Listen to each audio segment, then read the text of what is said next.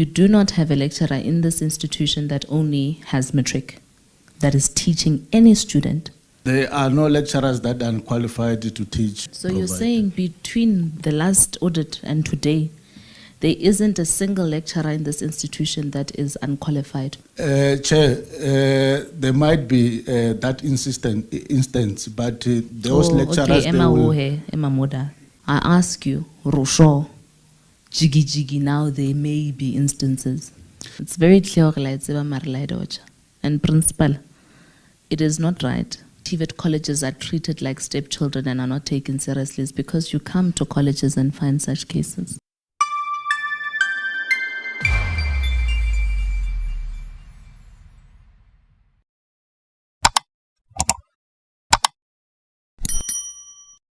When last did you do a skills and qualification audit of your lecturers?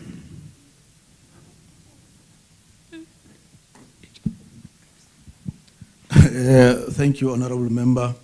In what capacity are you responding, Date? I'm the Acting Deputy Principal, Corporate Services. Okay.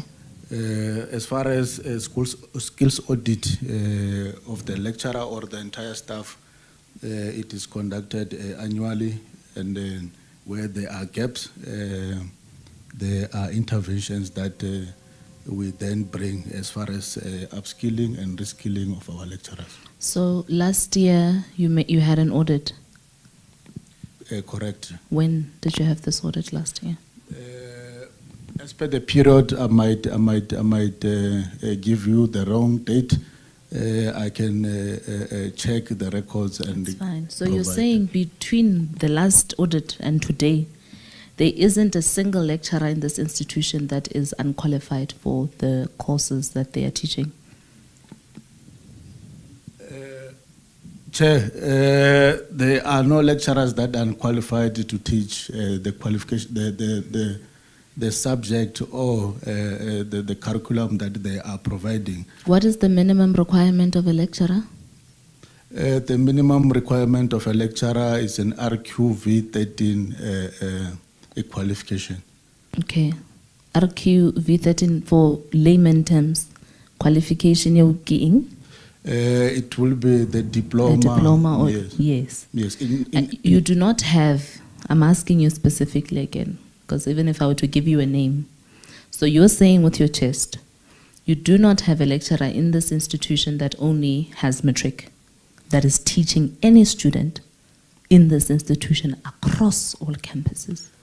Chair, there might be that instance, but those lecturers... Okay, Emma Moda. I first asked you when last you did your audit, and since the last time you are aware of anybody that is not in possession of the necessary qualifications, and you said you're not, there isn't such. Round 2, I ask you, Rosho, Jigi, now there may be instances. I wanted to qualify. I feel so quiet in that. Okay. It is either you are aware that there are lecturers in this institution that are not qualified to teach students, or you're not. It can't be both. Yeah, I wanted to qualify that as the minimum requirement, it will be RQV 13. But there are those that they possess a trade test, and those are the ones that might have a MATRIC and a trade test, and they qualify to be a facilitator. So your engineering lecturers, labor, I'm going to give you an opportunity to respond. When you look at all your people, particularly in engineering, do all of them hold the necessary qualifications to teach students?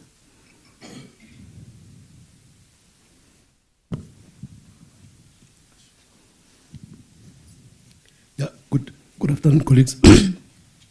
Yeah, once more again, from where we are sitting, we might not be correct of the facts, but most of our colleagues, they do have a qualifying, so they do have a right qualification to teach. You said most, you didn't say all. Yeah, I'm subjected to correction. Hence, I'm not sure in terms of all they have the necessary required qualifications to teach. But we'll assume because of some of the opportunities that come through in terms of bursaries to upskill themselves, that they use that opportunity. I'm going to leave it there because it's very clear and principal, it is not right. You know, the reason why TVET colleges are treated like stepchildren and are not taken seriously is because you come to colleges and find such cases. Your skills audit is there to ensure that you have the best people available to offer education to students. If a teacher at a primary school level is expected to have a diploma in education to teach and practicals, a TVET college lecturer is expected to have more than a MATRIC to teach students. So I need you to correct that. Students raised principal, acting deputy principal, academic. The SRC raised a concern about some of the lecturers who are not doing a good job at teaching them.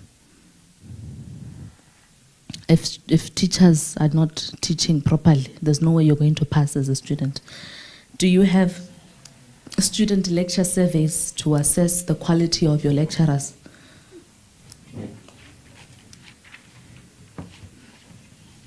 No, thank you very much, Honourable Member, for the question. And what we do at the college level or at the campus level to assess the quality of teaching of our lecturers, we do what we call monitoring.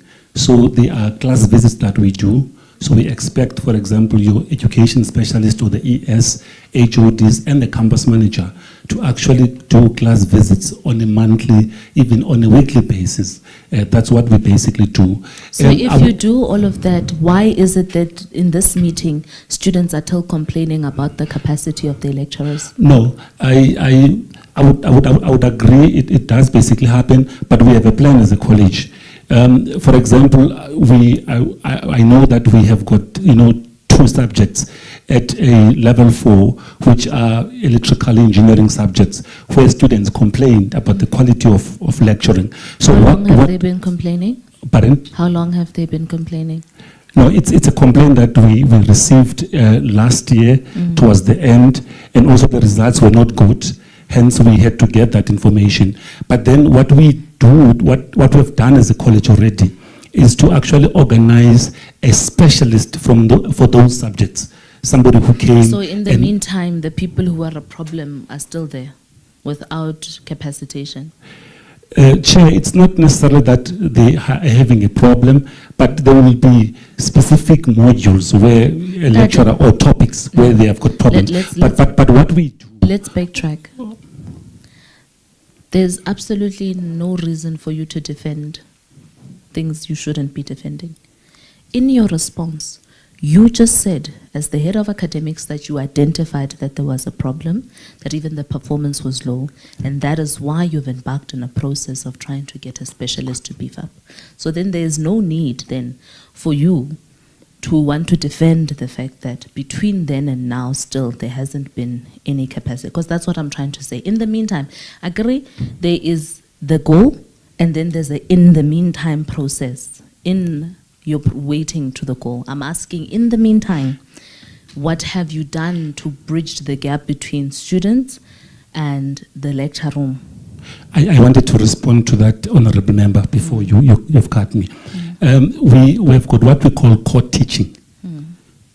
So we are encouraging, and that is being done at all campuses, wherein a lecturer, if he's struggling in a particular module, then we get another lecturer to come and actually teach that module. That's what we are doing in the institution. Within the institution. Okay, and then what happens to that lecturer's load? Because you might have a lecturer, Honourable Member, who is in engineering, who's a specialist in maths, but is in the NATED program. Then we have a lecturer also in the NCV who's teaching maths, and maybe is struggling in a particular module. So we do request the lecturer from another program to come and basically give an assistance specifically for the module. Because we don't have a crisis where someone can't teach all modules. Okay. No.